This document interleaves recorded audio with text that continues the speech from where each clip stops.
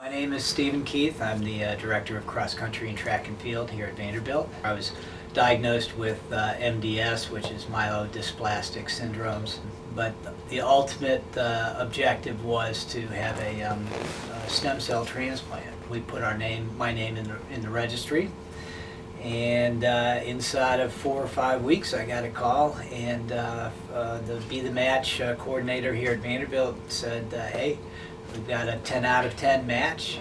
Unfortunately, I'm just one of 40% that actually get the transplant. There's 60% of people who need transplants who aren't able to receive them because the registry just isn't large enough. My donor is a 27-year-old German guy that I have to wait 2 years before we can actually have contact with each other for the privacy laws.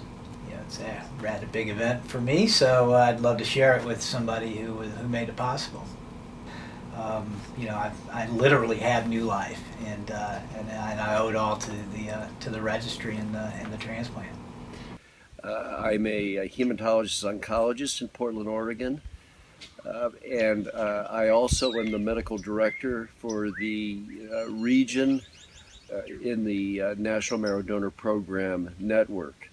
I evaluate donors to make sure that they're medically fit and to answer all of their questions about their peripheral blood stem cell or bone marrow donation. And then I obtain informed consent for the procedure. I then actually perform the collection procedures and see them after the procedures to make sure that they're doing well. In my experience, most donors find that the actual procedure was not nearly as traumatic or painful or as difficult as they thought it would be. So I signed up for the registry when AEPi did their drive last year, and then I got a call in I think August. I think it was like 3 months after I was on the registry, so it was really quick. So I went into Vanderbilt Hospital, got a couple blood tests, and then I got a call a couple weeks later saying I was the best match. So I went in and did a physical, and then once that's cleared, they'll set up a date.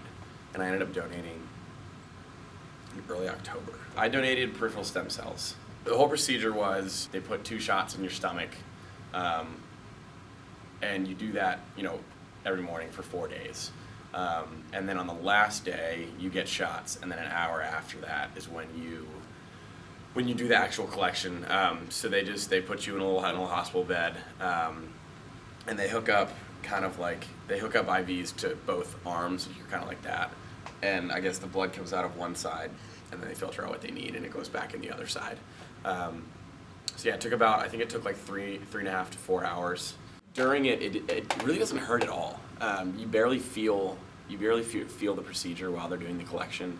To someone who's kind of hesitant about it, obviously there's certain parts of it that are a little bit scary, but the people that you work with are awesome. They explain everything to you.